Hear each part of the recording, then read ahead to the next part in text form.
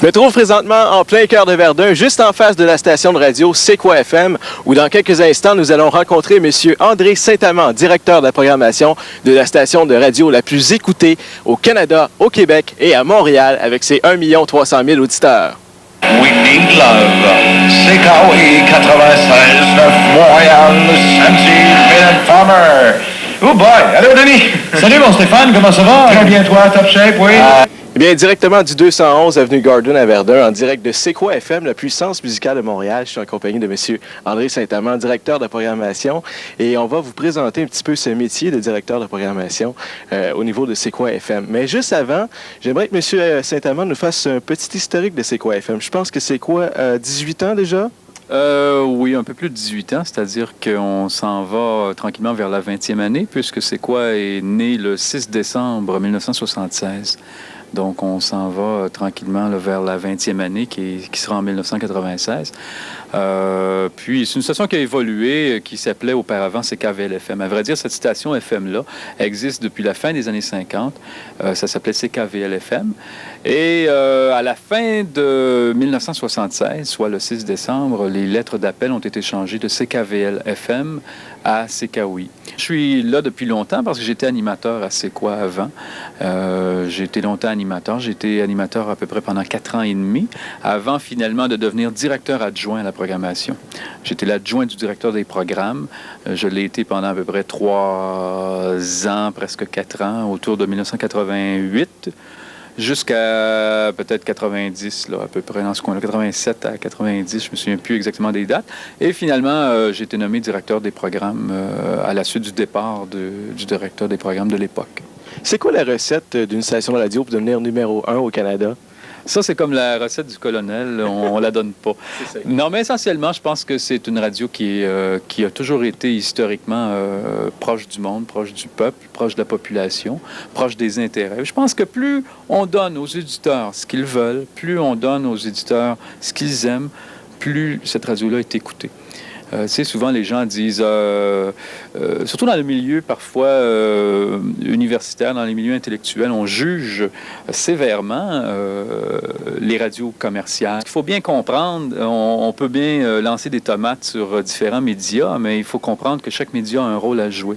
Radio-Canada a un mandat d'information, un mandat culturel plus élaboré.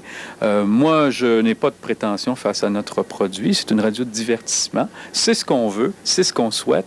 Et notre clientèle qui aime la radio-divertissement vient nous écouter.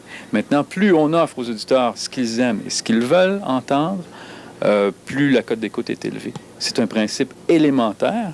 Puis c'est pour ça que C'est quoi, à 1,3 million, c'est un record historique de toute l'histoire de la radio au Canada, depuis la création de la radio. Jamais une station n'a atteint de pareils sommets, parce que je pense qu'on a réussi, à travers les dernières années, à offrir exactement ce que le monde veut avoir, à chaque minute, à chaque seconde, à chaque heure et à chaque jour. On l'a dit un petit peu plus tôt, les récents sondages de BBM sont sortis il y a environ quelques mois. C'est quoi est numéro 1 avec 1 300 000 auditeurs? Il y a une émission parmi celles-là qui se démarque, c'est le 6 à 6 avec Denis Fortin, qui obtient des cotes d'écoute assez considérables. Denis Fortin qui est présentement un des animateurs en tête de C'est quoi FM avec la plus grande cote d'écoute de l'histoire de C'est quoi. Oui, effectivement. Denis Fortin est écouté par 225 000 personnes. L'émission le 6 à 6, ça c'est plutôt rare. Normalement, des quarts d'heure, parce que les BBM, les sondages BBM fonctionnent de 15 minutes en 15 minutes. Lui, c'est 225 000 aux 15 minutes. Ça, c'est presque des sondages de télé. Hein? Vous regardez des fois à TQS, il y a des émissions qui sont écoutées par 150 000, 200 000 personnes. Et ça, c'est à travers le Québec. Alors, ça vous donne une idée à peu près de la force de cette émission-là. Je vous dirais qu'on n'a rien inventé avec cette émission-là, puisqu'il s'agit tout simplement d'un décompte des 6 chansons les plus demandées de la journée. Sauf maintenant, l'animateur est très bon, je pense.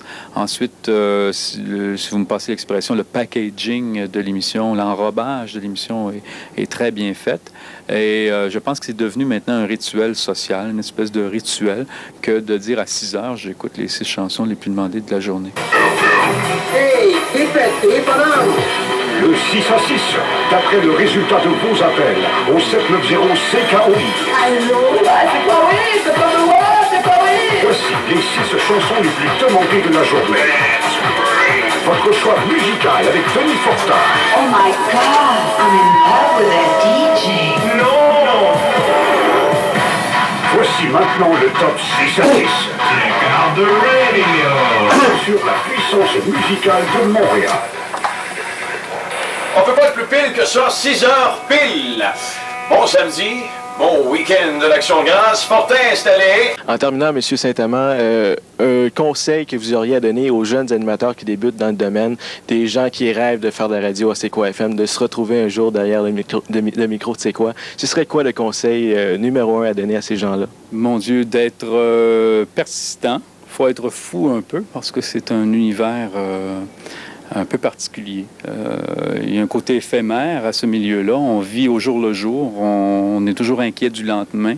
C'est un milieu où on ne sait jamais si on est encore là le lendemain parce qu'on vit de performance en performance, de sondage, de résultats de sondage en résultats de sondage. C'est un peu comme un joueur de hockey, finalement, ou un coach de hockey, dans mon cas. Si on est trop longtemps sans gagner la Coupe Stanley, ben, à un moment donné, on perd son emploi.